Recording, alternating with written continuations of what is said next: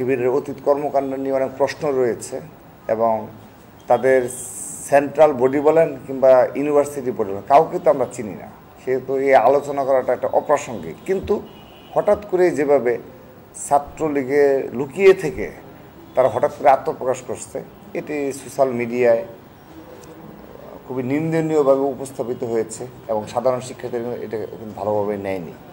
কারণ সাধারণ মানে আপনি এই আওয়ামী লীগের 15.5 বছর এইভাবে হয়তোবা এই যে বর্তমানে একজন প্রেসিডেন্ট সেক্রেটারি হয়তোবা আত্মপ্রকাশ করেছে, কিন্তু বিগততে কিন্তু শত শত আরও শিবিরের নেতাকর্মীরা এই ছাত্রলীগের ব্যানারে থেকে তারা কিন্তু ছাত্রলীগের অপকর্মের অবশ্যই ভাগিদার।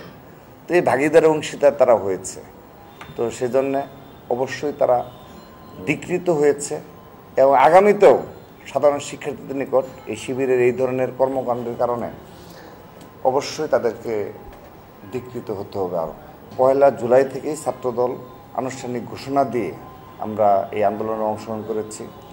আমরা বলেছিলাম আমাদের কোনো সাংগঠনিক কোনো তৎপরতা থাকবে না, কিন্তু এই ফ্যাসিস্টদের রক্তচক্ষুকে উপেক্ষা করে এবং বিশেষ করে গোয়েন্দা সংস্থাদের সম্মুখেই আমরা সেই ঘোষণা দিয়েছিলাম যে ছাত্রদল আজ থেকে সাধারণ শিক্ষার্থীদের পাশে এই কোটা বিরোধী আন্দোলনে সর্বাত্মকভাবে অংশগ্রহণ করবে।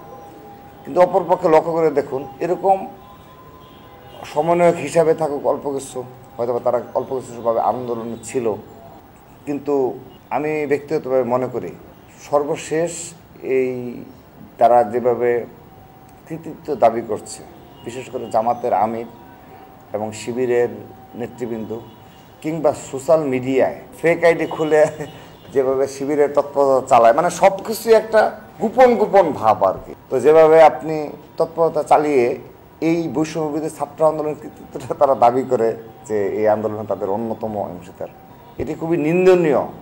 এটা আমি আমার ব্যক্তিগত পক্ষ থেকে তাদেরকে নিন্দা জানাচ্ছি। এই বিষয়ে এই ধরনের কর্মকাণ্ডে আমি নিন্দা জানাচ্ছি।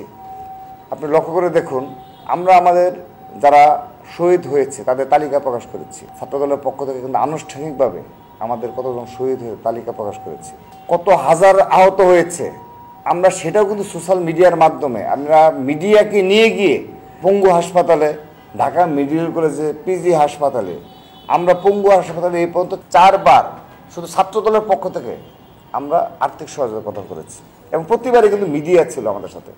তারপর দেখেন ঢাকা মেডিকেল কলেজে বিএনপি তো রয়েছে, অর্থাৎ সবাই সবার মতো কিন্তু আপনি কাজ করে যাচ্ছে। কিন্তু আমরা কিন্তু এভাবে ঢালাওভাবে দাবি করি না যে আমরা এই আন্দোলনে সব কিছু করেছি কিংবা আমাদের এতজন শহীদ হয়েছে সেহেতু এই আন্দোলনে সব কিছুই আমরা আমাদের কৃতিত্ব দিতে হবে, আমাদের ঢাকা বিশ্ববিদ্যালয় অবস্থান দিয়ে দিতে হবে।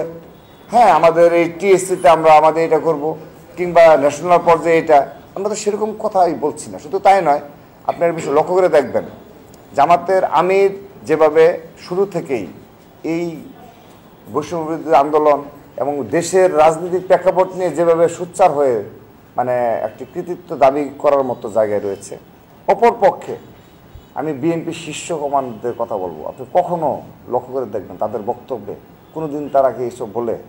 এটা হলো পার্থক্য, বেসিক পার্থক্য। একইভাবে ছাত্রদল আমরাও সেরকম, আমরাও বলে বেড়াই না যে আমরা কোন স্পটে এটা করছি, আমাদের এত শত শত নেতাকর্মী, হাজার হাজার নেতাকর্মী এটা করছে।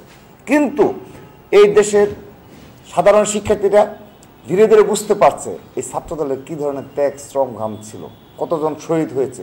তারা এখন কৃতজ্ঞ চিত্তে তাদেরকে শ্রদ্ধা ভরে তাদেরকে স্মরণ করছে এবং সংগঠনের প্রতি এক ধরনের যে শ্রদ্ধা ভালোবাসা ধীরে ধীরে আমাদের প্রতি সেটা আরও প্রকাশ পাচ্ছে। এটার কারণ হলো সাধারণ শিক্ষার্থীদের রাজনীতির প্রতি একটু অনীহা রয়েছে, ছাত্র রাজনীতির প্রতি, সেই জন্য তারা হয়তো বিষয়টা এভাবে ফিল করেনি। কিন্তু যখনই দেখছে যে এই ছাত্রদলের হাজার হাজার নেতাকর্মী গুম খুন পঙ্গুত্বের পরে আজ বাংলাদেশ খুনি হাসিনা মুক্ত হয়েছে, ফ্যাসিস্ট মুক্ত হয়েছে, তো সেজন্য আপনি এটি কিন্তু সোশ্যাল মিডিয়াতেও লক্ষ্য করবেন। সে আগের মতো করে যে ছাত্র রাজনীতি চায় না, এবং আমি বলবো যারা গোপন তৎপরতা চালায় এবং ছাত্রলীগের যারা সাবেক নেতৃবৃন্দ তারা যেভাবে একটা আমাদের সোশ্যাল মিডিয়াতে যে ছাত্রলীগ ছাত্রদলে একটা হাইপ তুলেছিল, একটা প্রচারণা করেছিল, সাধারণ শিক্ষার্থীরা কিন্তু এই প্রচারণা বিভ্রান্ত হয়নি। তারা কিন্তু রাইট ট্র্যাকে ফিরে এসেছে।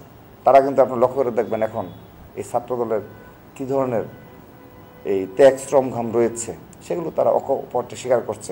এবং আপনি যদি ছাত্র রাজনীতি নিয়ে বলেন যে ছাত্রলীগ, শিবির, অপর ছাত্র সংগঠন, সেখানে এখন বেস্ট চয়েস ছাত্রদল।